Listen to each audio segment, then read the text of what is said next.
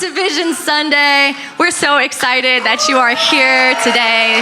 This is such a great Sunday for you to be at LHT. You are at the right place today. And every year we take a Sunday where we focus on the future. We focus on the vision and we refocus to our vision that is to come, because we believe that vision is important. Yeah. Vision shouldn't just be like a side thing. It shouldn't be like a if we get to it thing. Yeah. Vision is important. In fact, the Bible says this about vision in Proverbs 29:18. It says, where there is no revelation, people cast off restraint.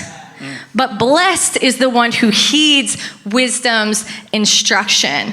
And the word revelation is the same word for vision. It's like when a prophet would receive a vision from God. Really, that's what vision is. It's revelation from God about the future, about the next steps to be taken. But I love the second half of this verse that says, blessed is the one who heeds, who keeps, who guards wisdom's instruction.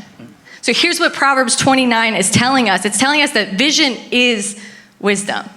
Vision is wisdom. Having the right vision is wisdom. It's wisdom because vision defines and determines your direction.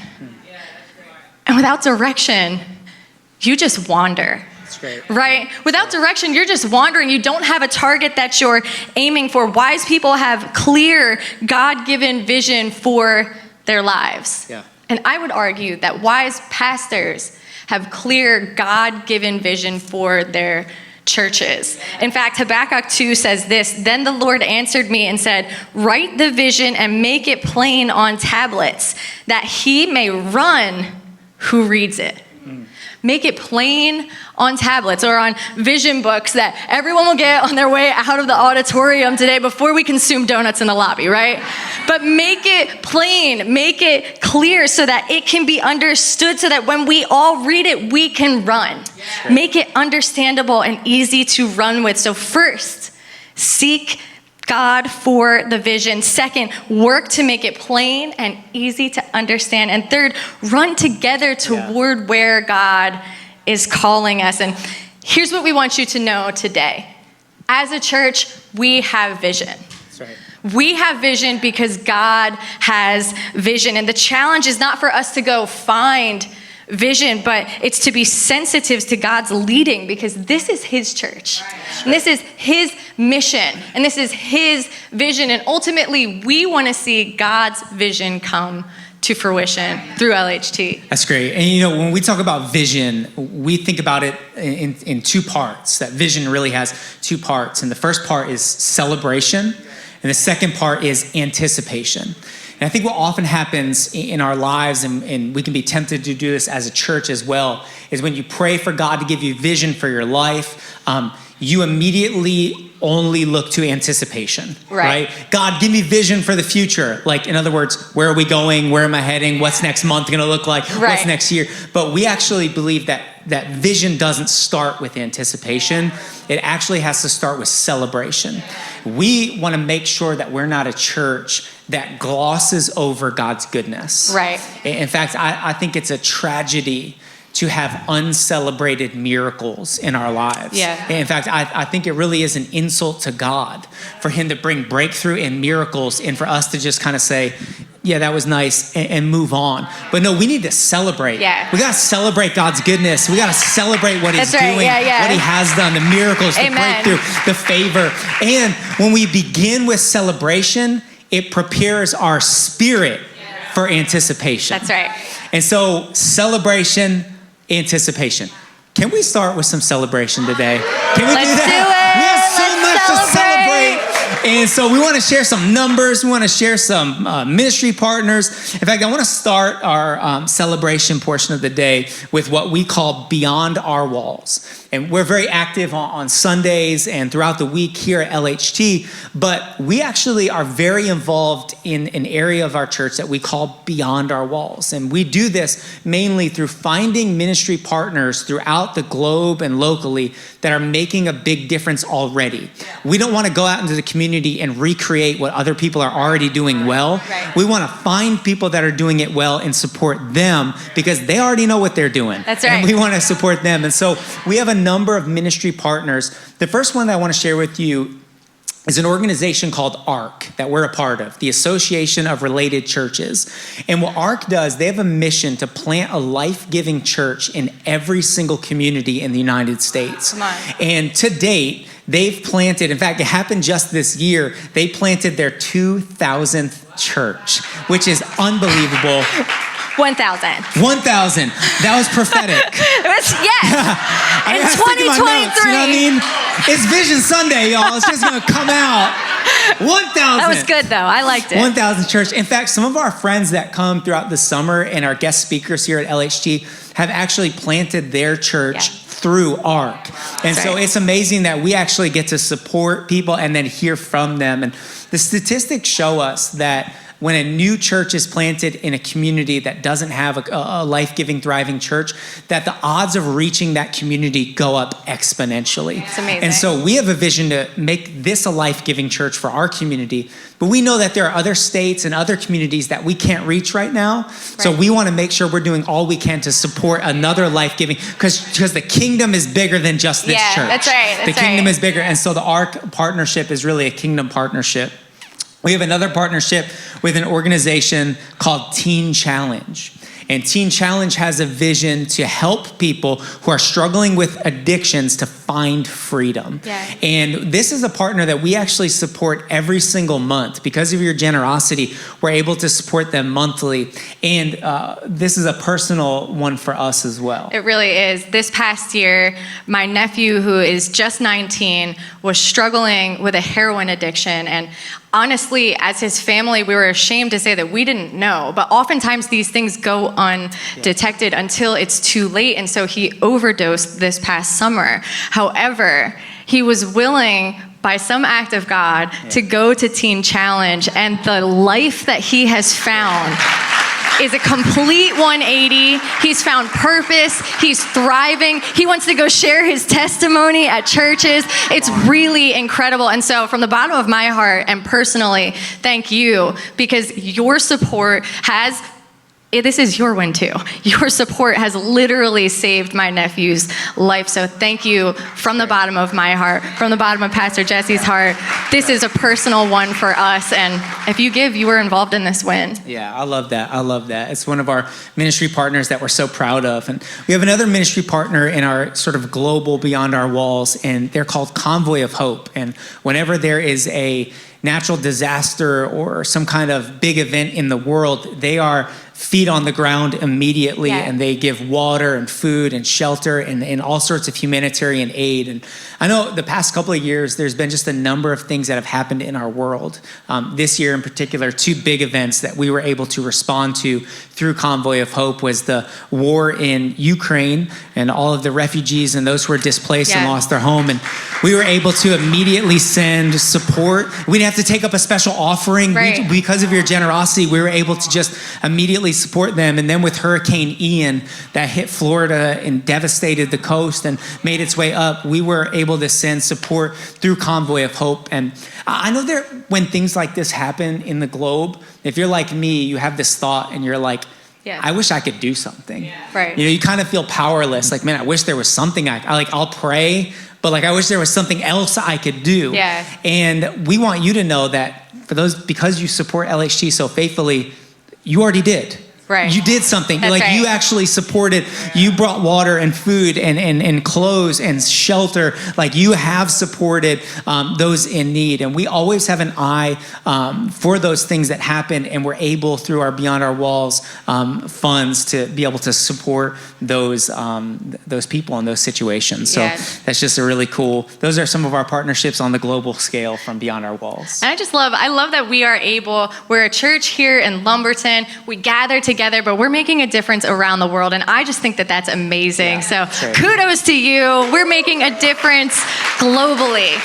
And I think that I just think that it's incredible to see this difference that we're making globally, but we are also not just making a difference around the world. We're making a difference right here in our community, right here in our city. And some of the most exciting things have been happening this past year. And I would love to share some numbers with you that we have seen over this past year. And in 2022, one of my favorite things to see is what we do at the very end of the year, our Christmas outreaches to our area. And in 2022, we sponsored 12 group homes and wrapped over 200 gifts for those group homes. They sent us lists. We were able to do the shopping. We were able to do the wrapping. And we were able to provide Christmas for those people. But not only that, we went above and beyond. And in 2022, we were able to collect over 750 toys and gifts for people in our area so that they could experience Christmas. And listen, the end of the year is coming. And so we wanted to announce that next Sunday, our toy and gift drive will be starting over the course of 4 weeks.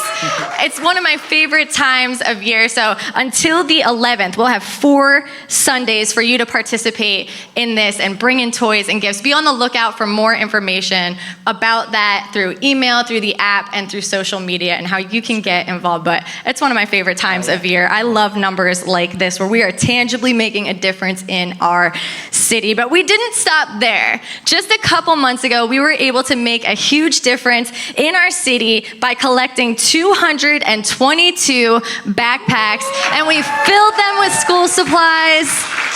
We packed them for the kids with their supply list, and we also put encouraging notes for every single student in those backpacks. And it was just an incredible time to come together and serve our city in that way. And now we want to move from beyond our walls and the difference we have made outside of these walls to the difference we have been seeing being made within our walls. And I think an excellent bridge for that is our LHT online family.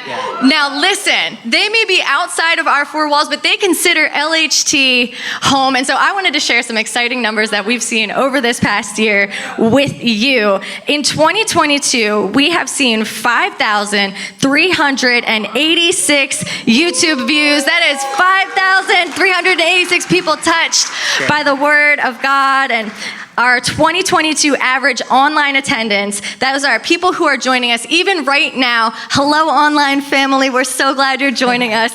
But right now, our average online attendance per Sunday is 194 people. Isn't that incredible?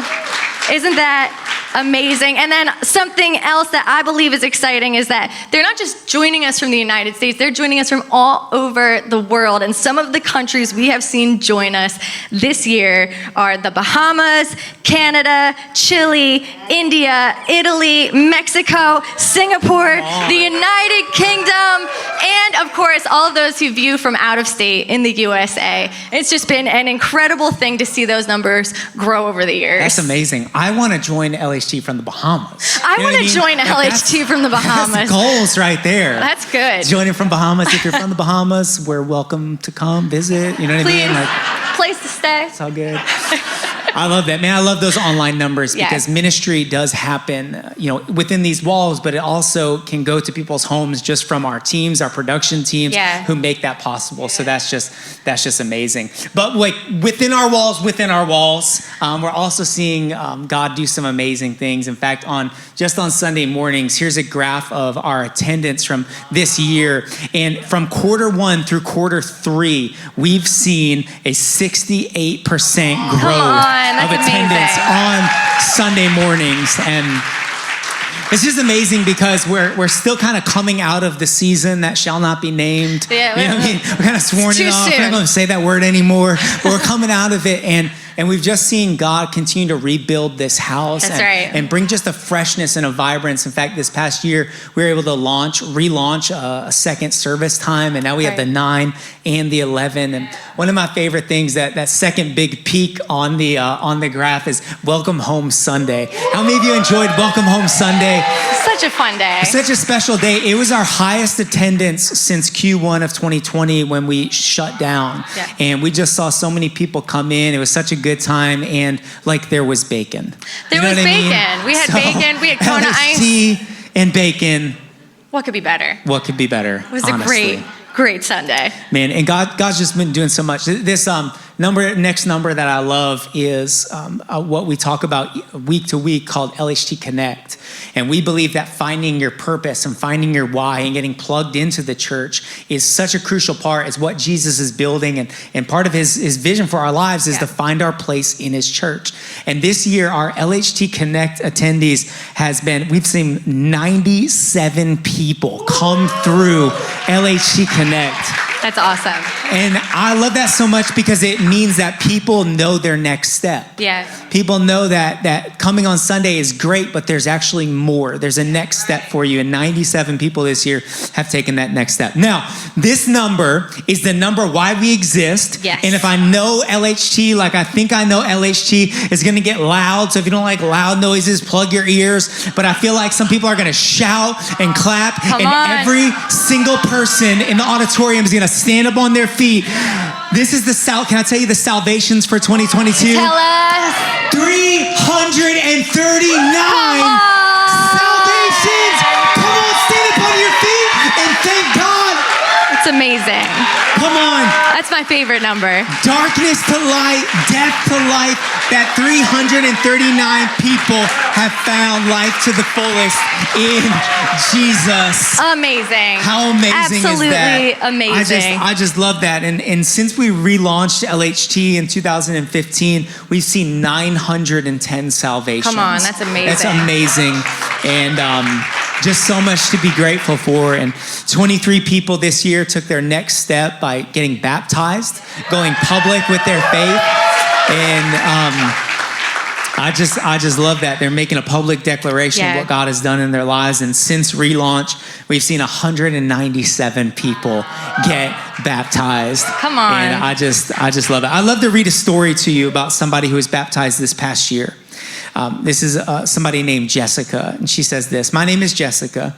I was recently relocated to New Jersey for work, and I was coming out of a traumatic season in my life. And then I saw a post on social media for LHT Church, and I visited that next Sunday.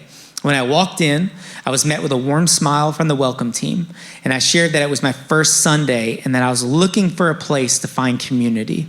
A team member gave me a tour of the church and even walked me to the auditorium. It was baptism Sunday, and during the service, I made the decision to get baptized and come back for LHT Connect after the 11 a.m. service. I wanted to go all in. I made a connection with a team member and found out that we actually lived in the same apartment building. I knew I wanted to join an LHT circle so that I could find the community that I was looking for and grow in my faith. I made so many real relationships in my LHT circle and by serving on the production team. I had finally found the community that I was looking for. I've lived in a lot of cities and I've tried a lot of churches, but I've never found community like I have here. LHT has been an answer to prayer in my life." Come on, that's Come on, so can we good. give it up for Jessica So and her good. story? We've seen salvations and baptisms, and this year we've also dedicated 13 children to the Lord. Last week we had a full stage up here, and it was just an incredible time getting to dedicate those children. Not only is it cute, not only is it adorable when they're up here dressed in white and they're losing their minds, but the awesome thing about child dedication and that number is that that's the future. That's the future of the church. And here at LHT, we put a huge emphasis on the future and on LHT kids because they are the future that's going to change the world. And if we don't invest in them, who will?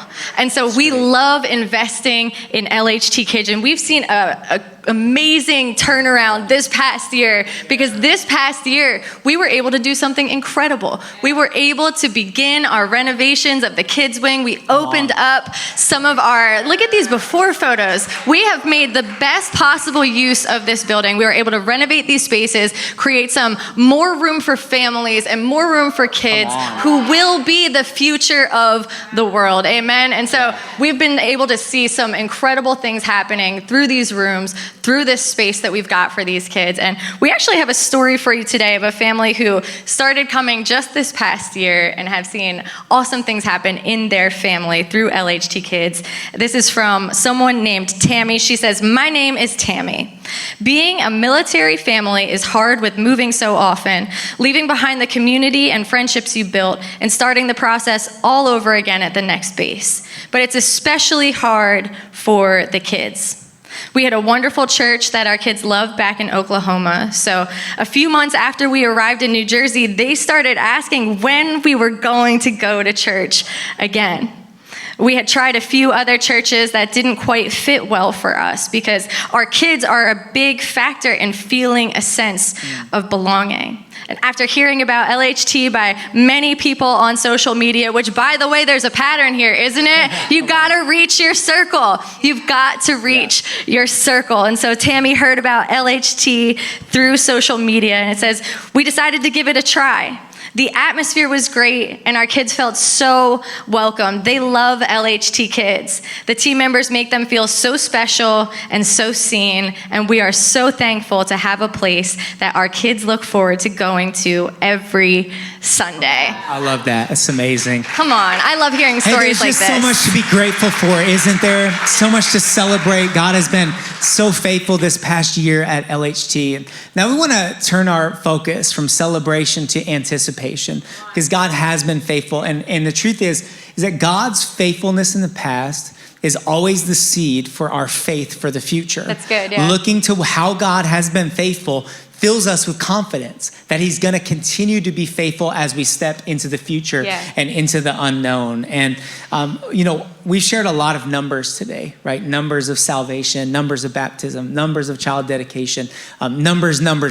And we tell our leaders, hey, we're all about the numbers. We have spreadsheets of numbers. We track numbers. Like, we take it seriously.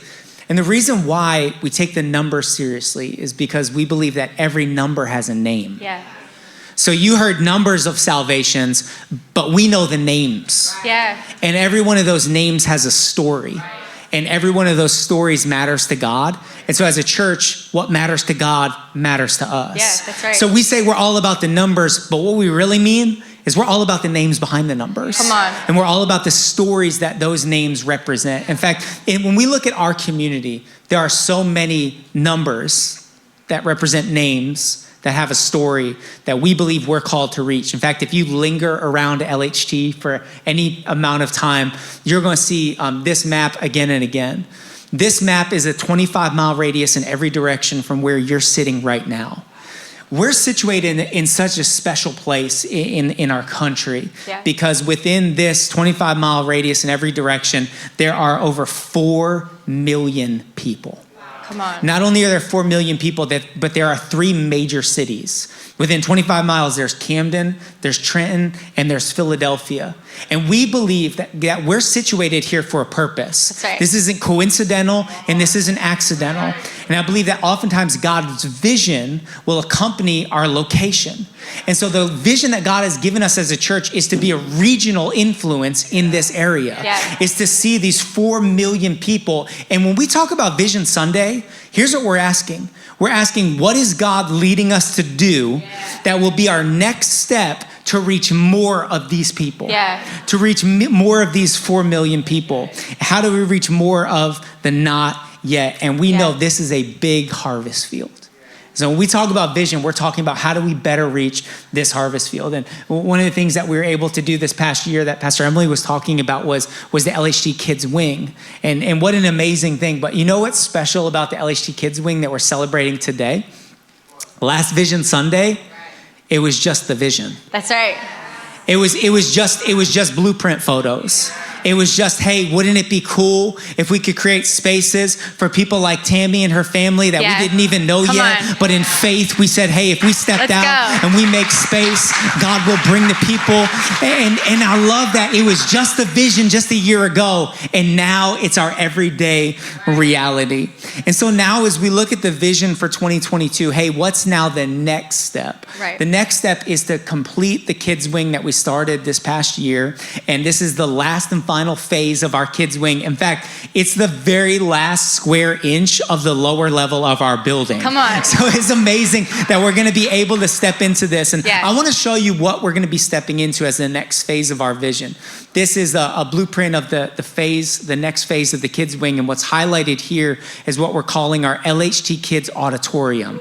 And this is going to be an auditorium that reflects the energy of this auditorium up here. Right. And it's going to be a place for our kids to gather with music, to worship. It's going to be an incredible space that we're so excited for. We want our kids to know that they're invested in. Right. That they're not the next generation, they're this generation. Come and we're on. raising up world changers in those spaces. And so this is a kids auditorium. Next, we have a dedicated LHT Kids restroom that we're going to be building. And so this is a big deal for the sake of security. Right. So the entire kids wing is going to be locked down on Sundays for safety, and they'll no longer need to go into the lobby to use the restroom, but they'll have their own secure, safe space to have their own restroom. Next, we're going to widen the hallway to match our current hallway, and that's just a big deal for parents that are checking in and out of LHT Kids. And then next, we have a brand new dedicated LHT Kids lobby. And what I love about this is we're basically tripling the space of the current lobby in the back area of the church, and it'll match the front lobby. And so we'll have a dedicated area in the future for parents to check in. It'll be LHT Kids specific, and it's just going to be a really big deal. Now, before we show you the next one, well, okay, there it is. It's all good. We have been getting feedback from the LHT Kids team, and we actually this year revised our drawings to make space for a need that they brought to us.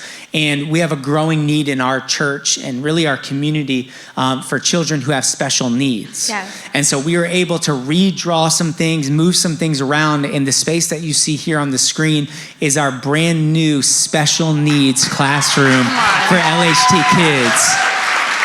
So exciting. And I love it because it is a real need. You know, it's a need that we have, and it's an opportunity for us to reach more families for Jesus, so that when they come into LHT, they know that their kids are being taken care of, that there's specific special environments for their kids. And this is the vision. This is the next step of the vision that God has given us. And here's what I know about vision. When God gives vision, he never gives the vision and says, then now just sit back, relax, and chill. Yeah. Like, that's the vision, now just chill and it'll happen, right? Like when God brings the Israelites out of Egypt, he says, okay, here's the vision, the promised land. And he doesn't say, now just chill. He says, now march, now take out your weapons, now go take it. So it's been given to you, but you still have to take it. What I know is that vision always requires involvement. Yeah.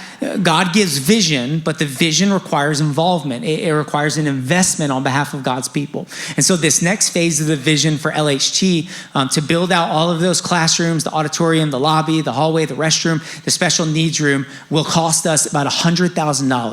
So that's the next phase of our vision. And I know that God has a God-sized vision for our house. Yeah. He doesn't have a human-sized vision. And when God gives us God-sized vision, it will always appear and feel like a stretch. Yeah. But I know that when God gives vision, he already has plans for the provision. Come on. And so our calling as a church is to receive the vision and then say, hey, we're going to move forward toward it. Hey, we're going to do what God has called us to do to make the vision a reality. And we know that if we're going to accomplish this, and if we're going to stand up here next Vision Sunday and celebrate the completion of this, it's going to require everyone who calls this place home to own the vision. And so that's what Heart for the House season culminates in. This year, it will end on December 11th. And if you've never been part of a Heart for the House here at LHT, we end the series and the season on a special Sunday that we call Heart for the House Sunday. And we take what we call Heart for the House offering. And it's a one-time sacrificial above and beyond our current level of giving. It's a special offering that we give toward the vision projects. And this is so important, because the Heart for the House offering is the very thing that accelerates the vision.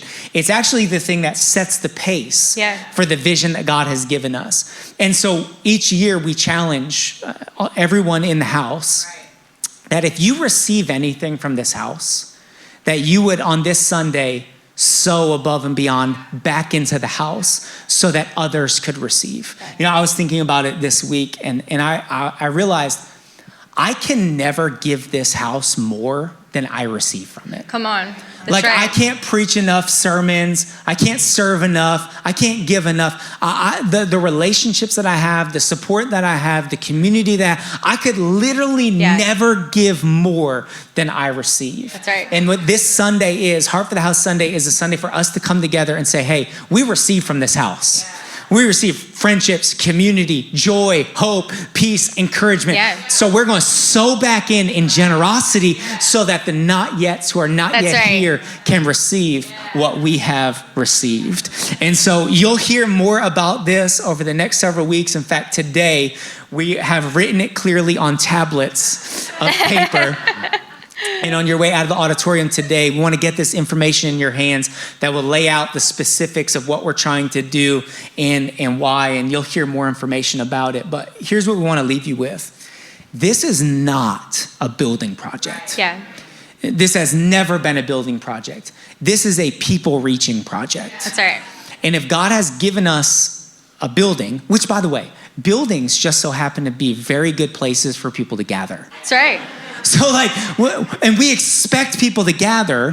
So we want to steward the space in this building to the best of our ability so that families can come in and receive life to the fullest from Jesus. Absolutely. So this is a people reaching project. It's never been about the building. It's about the people we can reach when we steward the tools God has given us in the best way. Does that sound good? I want to remind you of this. Every number has a name. Every name has a story. And every one of those stories matters to God.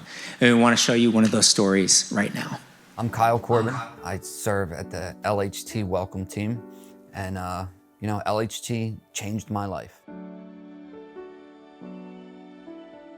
When I came to LHT, I was at a season in my life where I was riddled with spiritual bankruptcy, turmoil, and I was struggling with a heroin addiction. If you don't know heroin addiction, it encompasses every aspect of your life. I came to LHT for the first time with my sister. She invited me to come, thinking maybe I could hear a message or get some spiritual guidance. And I remember walking in and being welcomed by the people. We're all happy, smiling. And I remember going into the auditorium, this very auditorium, for the first time. It was dark, it was loud, but the music, it reverberated through my body. And Pastor Jesse delivered a message that day called Faith Will Move Mountains. But the message went on to say that faith the size of a mustard seed can move mountains. I found it fitting because when I walked in there that day, that's, if that, I had about that much faith in myself. I'll never forget my sister told me, I know you don't want to go. I know you probably are hating every minute of this, but just give it a chance. She said, they play music, come with me once. She said, if you don't want to come back, you don't have to. And I remember skeptical. I was skeptical because I didn't think that God could save a person like me. I remember coming and getting involved in LHT service, LHT Welcome Team. And for me, it brought a fulfillment and a purpose in my life that I had not had in quite some time. The people here, the community here, they're so great. They're so supportive. And I really couldn't ask for better people to serve with. Pastor Jesse, Pastor Emily, they're doing something very special here. I couldn't help but want to be a part of it. So not only has LHT done so much for me in my personal life and my personal relationship with God, but it has really been the foundation that has helped me rebuild a meaningful and engaging relationship with my family. When I came, I was my sister's the one. And what I mean is I was the one she wanted to come to LHT, experience life to the fullest and everything they had to offer here. I wonder if anybody has a not yet that they think of, that they pray for in these pews every Sunday. Take it from me, I was the one. I was a not yet. God can work in your life. He will meet people right where they're at. He will restore the families that come here and pray for healing and pray for wholeness again. He did it. He did it for me. He restored me and my family. For Kyle and his story. Hey, can you give it up for God changing people's stories? Oh, man.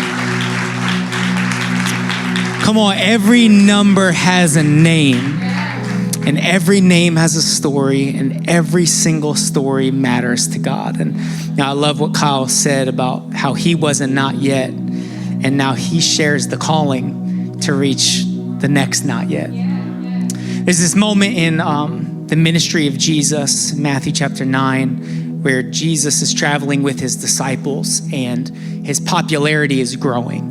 So people know Jesus, and they flock to Jesus when he's in town, and people are beginning to gather around him. These are people who have needs, people who are struggling, people who are broken, and they're gathering around Jesus because they know that Jesus has something that they need. Matthew chapter 9 says this. It says, Jesus went through all the towns and villages, teaching in their synagogues and proclaiming the good news of the kingdom and healing every disease and sickness. In verse 36, and when he saw the crowds, he had compassion on them because they were harassed and helpless, like sheep without a shepherd. And then he said to his disciples, the harvest is plentiful, but the workers are few. Ask the Lord of the harvest, therefore, to send out workers into the harvest field. There's this little 2-word phrase in the text that I think is appropriate for Vision Sunday. It says, Jesus saw. I just love that Jesus has his eyes open. That Jesus saw. But what I think is interesting is that Jesus was looking at the same thing the disciples were looking at, but he saw something different. You can look at the same thing, but see something different. You ever been looking at something and somebody else can see it, but you can't see it? How frustrating that is. You ever had one of those 3D drawings? Remember those in elementary school? I could never do it, y'all. The whole class would be like, it's a pirate ship. And I'm like, it's a blurry mess. I can't see anything. But one of the things Pastor Emily's passionate about is astronomy. And for the record, not astrology. Astronomy, science, stars, planets. And so a few years ago, I bought Pastor Emily a telescope. And so on a few occasions, we've taken it outside and we look up at the stars, and she knows the constellations. So she'll be like, it's the Big Dipper. You know what I mean? Like with a swagger, because she knows I can't see it. Which, by the way, like, what's a dipper? You know, I don't even know what I'm looking for. I'm not looking for a ladle, you know what I mean? Saucepan in the sky. And she's like, it's the dipper. And then she'll be like, it's Orion, and there's his belt. And I can't see, I can never see it. I'm hopeless. I'm like, there are some nights where I'm like, look, it's Orion. And she's like, it's over there. But it's crazy because we're looking at the same thing, but we don't see the same thing. We're looking at the same stars, but we don't see the same thing. And I wonder how many times in our lives we look at situations, we look at people, we look at circumstances, we look at the same things Jesus is looking at, but we don't see what Jesus sees. In fact, this is a common theme throughout the Gospels, that Jesus was with his disciples and they'll be looking at the same thing, but he'll have to correct their sight. You're looking at the right thing, but you don't see it rightly. In fact, in John 9, there's a story where his disciples come upon a man who's been blind since birth. And the disciples look at the man. Jesus looks at the man. The disciples look at the man, and they look at Jesus and say, Jesus, who sinned? Him or his parents that he was born blind? Because this is how we see things sometimes. Somebody's struggling, they must have messed up. And Jesus says to his disciples, you're looking at the right thing, but you're seeing it the wrong way.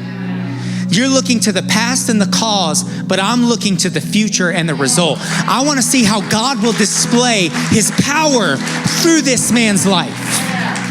Jesus doesn't see what you and I often see. And the challenge of Vision Sunday is not to look at the same thing, but is to see the right thing. It's to see what Jesus has to see. And so in Matthew chapter 9, Jesus is in a crowd of people.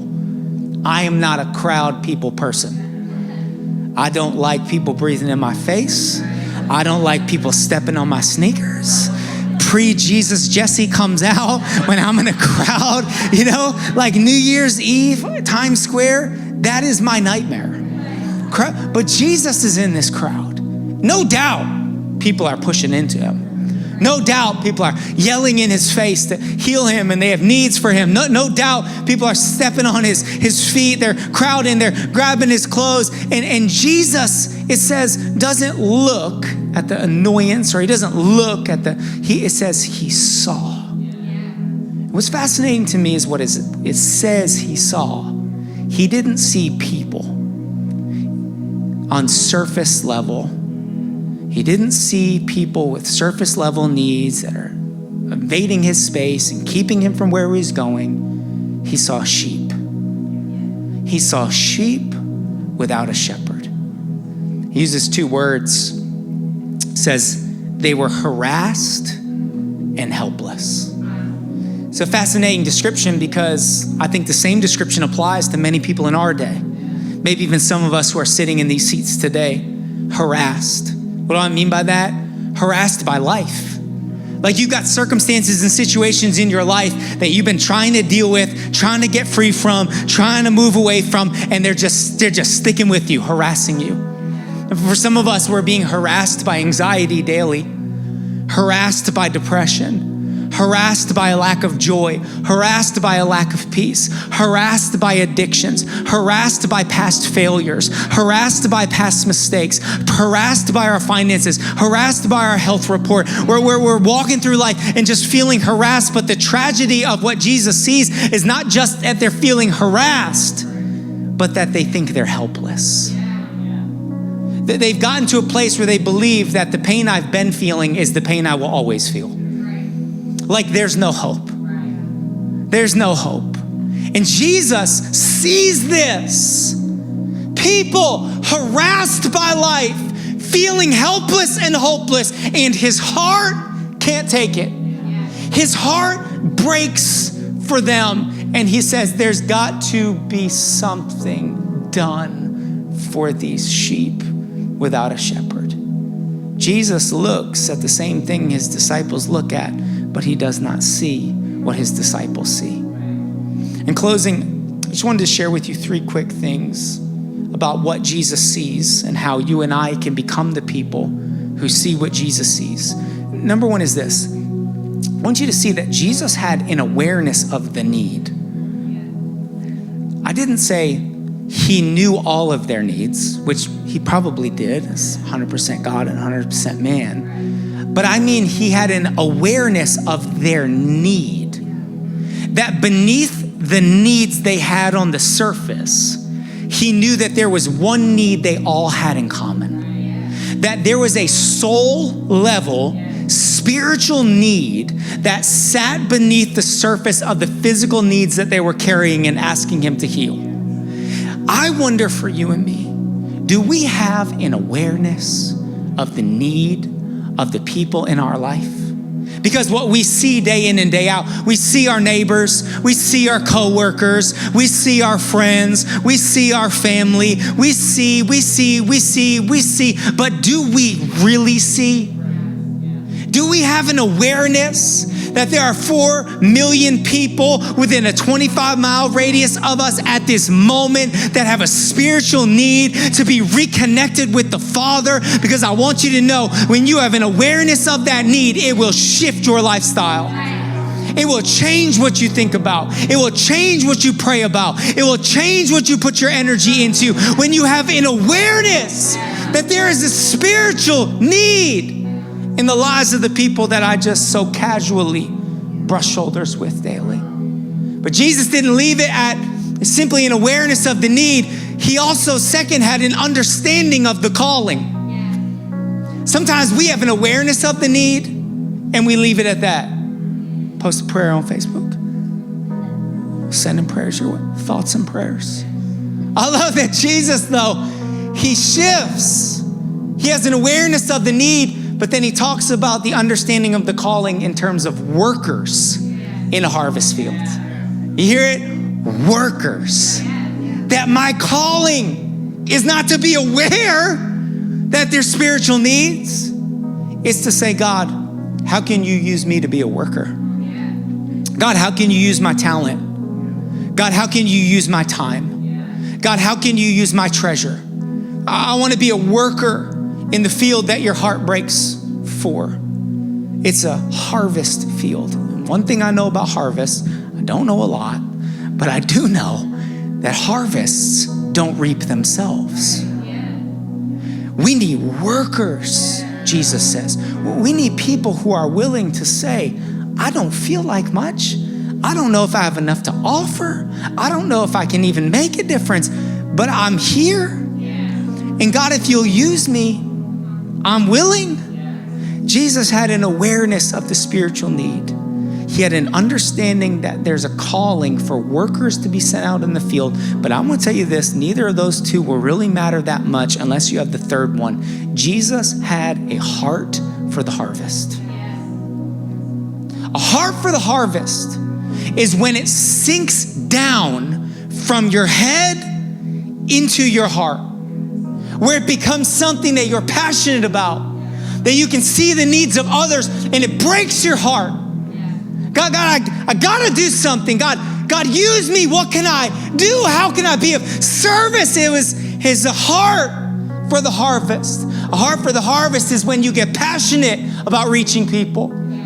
It doesn't become just a little thing you sometimes do on a Sunday, but it becomes who you are. That I'm passionate because there's a Lord of the harvest who has lost sons and daughters, calling them home, and he just needs some workers who are willing to go out in the harvest field and say, it is not the end. There is a God who loves you. There is hope. There is joy. There is peace available. He's looking for workers. Jesus was aware of the need. He understood the calling and he had a heart for the harvest. And so here's what Jesus says to his 12 disciples, these 12 uneducated teenagers that he calls and says, I'll use you anyway. You're going to mess up, but it's all right. Just follow me and we'll sort things out. And he says to them this, he says, I need you to pray. Pray to the Lord of the harvest that he would send workers out into his harvest field. I'm going to be honest with you. I've always felt like, is that the right move, Jesus? Like it kind of feels like a cop-out. Hey, there's a big need. Pray that somebody will go fill it. Right? Like that's the opposite. But I noticed something because I always stopped the story at chapter 9. Then I had this brilliant revelation that like the original Bible didn't have chapters and numbers. So I just kept reading into chapter 10 and realized, the story wasn't over where I thought it was over. Because he says, pray that workers will be sent into the harvest field. And then here's what he says at the beginning of chapter 10. It says, and then Jesus called his 12 disciples, the very 12 that he said, pray. And he gave them authority to drive out impure spirits and to heal every disease and sickness. And then it lists all their names. And in verse 5, it says this. And then these 12, Jesus sent out. In Greek, same verb. Pray that God would send, and then Jesus fills them with authority and power and says, I'm sending you. In other words, they were the answer to the prayer they were praying. Hey, listen, what if you are the answer to the prayer you've been praying for the people in your life? Are you willing? And I know maybe you're thinking, but I don't know enough. I don't have enough information. I haven't been following God long enough. I don't have enough theology. But can I show you? It doesn't say Jesus called them and filled them with information. He called them and filled them with authority. And authority doesn't come from how much you know. It comes from who you know. It comes from the Spirit of God that lives in you, that makes you bold about your own experience. And here's what I know. If we're going to make a difference in a den, yeah, we're going to do these projects and we're going to renovate this, but ultimately at the end of the day, we're going to make a difference when every single one of us has an awareness, we understand, and we develop a heart for the things that God's heart breaks for.